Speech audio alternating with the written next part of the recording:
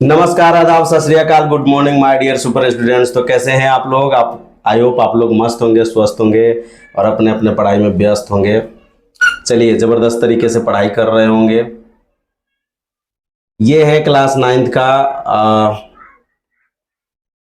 और हम लोग ये सेशन स्टार्ट कर चुके हैं। आपको बताना है, फिलहाल मैं बीटीसी एनसीईआरटी बुक को स्टार्ट किए हैं। अगर आपको भारती भवन या अन्य कोई बुक का सॉल्यूशन चाहिए तो आप कृपया उसे कमेंट करके बताएंगे। चलिए, तो हम लोग स्टार्ट करते हैं पहले सवाल पे। ये है एक्सरसाइज 1.1 और क्वेश्चन नंबर 1 है, इज जीरो रेशनल नंबर? क्या शून्य एक परिमेय संख्या है? क्या इसे आप पी बटे क्यू के रूप में लिख सकते हैं, जहां पी और क्यू पूर्णांक है और क्यू बराबर नहीं है जीरो? यस, हाँ हाँ, पी बटे क्यू क्या है? एक परिमेय संख्या है। इसे हम पी बटे क्यू के रूप में लिख सकते हैं। शून्य को 0/1 लिख सकते हैं, जहां q बराबर नहीं है जीरो। ये q है और ये p है। चलिए अगले क्वेश्चन की तरफ चलते हैं। क्वेश्चन नंबर 2 है, 3 और 4 के बीच में 6 परिमेय संख्या को ज्ञात करना है।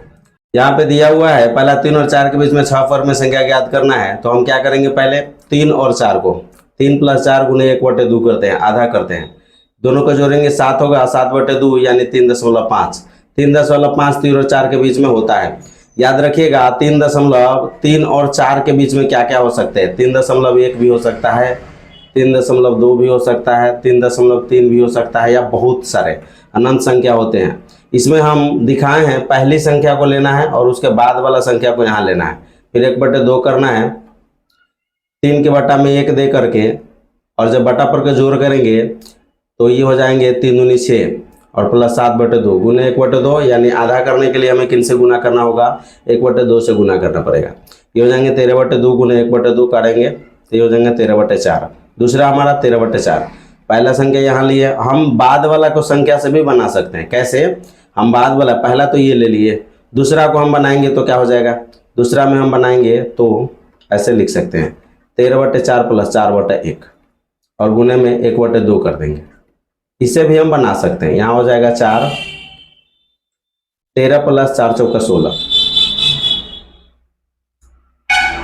गुने 1/2। इस तरीके से भी हम बना सकते हैं। फिलहाल आपको यहाँ पे तीसरा संख्या फर्स्ट लेवल से लिए हैं।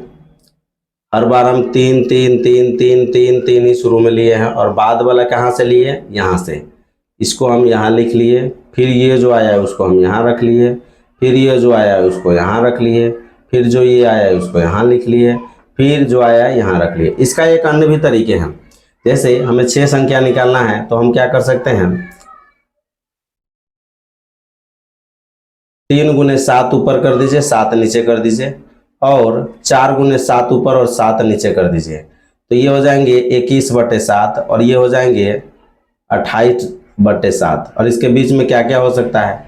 तो लिख सकते हैं 21/7 है, उसके बाद हो जाएगा 22/7, फिर 23/7, फिर 24/7, 24/7, फिर 25/7, फिर 26/7। इस तरीके से हम बढ़ाकर लिख सकते हैं।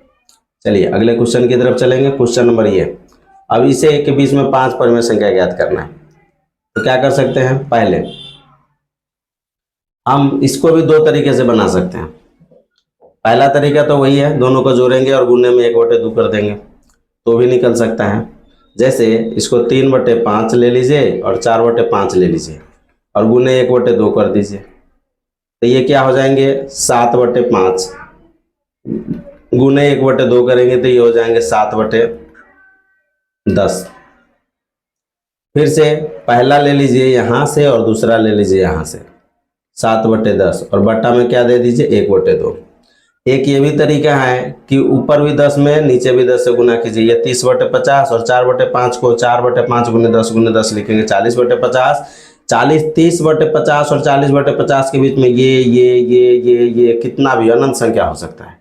उसी प्रकार से इसके बीच में हम क्या क्या लिख सकते हैं, इस विधि से बनाएंगे तो ये क्या हो जाएंगे 5 5 10 का लघुत्तम हो जाएंगे 10, 3 दूनी 6 प्लस हो जाएंगे 7 और गुने 1/2 अर्थात 7 6 13 और बट्टा में करेंगे तो 20।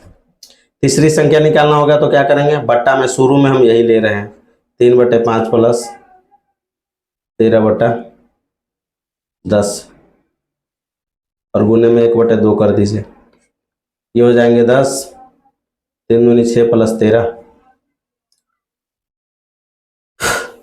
10 दूनी 20 यहाँ लेना था, 10 क्यों लिख दिए 20, चलिए तो यहाँ हो जाएंगे 20, 5 चौक 20, 13 चौक 12, 12 13 को जोड़ेंगे हो जाएंगे 25 और 20 दूनी हो जाएंगे 40, ये हो जाएंगे 40। इस तरीके से बढ़ते जाएंगे।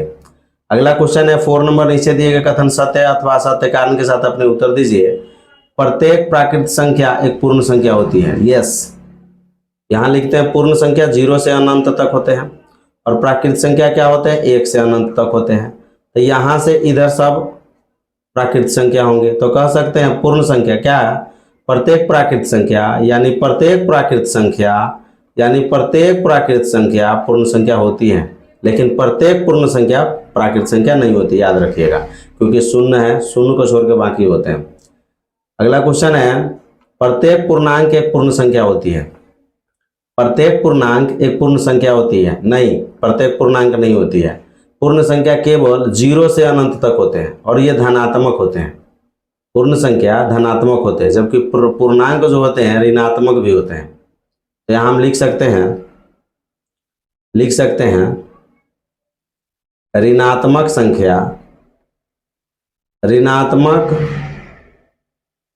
संख्या भी पूर्णांक होते हैं, पूर्णांक होते हैं, जबकि पूर्ण संख्या नहीं होती, पूर्ण संख्या नहीं होती है। और दूसरा है प्रत्येक परिमेय संख्या एक पूर्ण संख्या होती है। प्रत्येक परिमेय संख्या भी नहीं होता है। प्रत्येक पूर्णांक परिमेय संख्या हो सकती है, नहीं, ये भी असत्य हो जाएंगे। कैसे, प्रत्येक परिमेय संख्या एक पूर्ण संख्या होगी क्या, नहीं, -3/4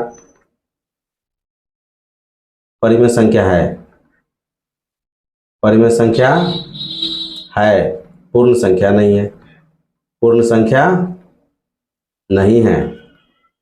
अगले सवाल की तरफ चलेंगे। चलिए, ये रहा आज का सेशन, मिलते हैं अगले सेशन में, तब तक के लिए गुड बाय, जय हिंद। वेट कीजिएगा, कल फिर से आपका हर सुबह 6:30 में क्लास रहेगा। चलिए, मिलते हैं अगले सेशन में।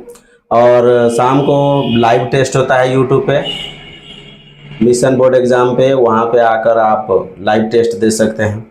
शाम को 9th वाले का टाइम 7:30 से 8 है और 10th वाले का 8 से 8:30 है। मिलते हैं अगले सेशन में, तब तक के लिए जय हिंद, जय भारत, गुड बाय।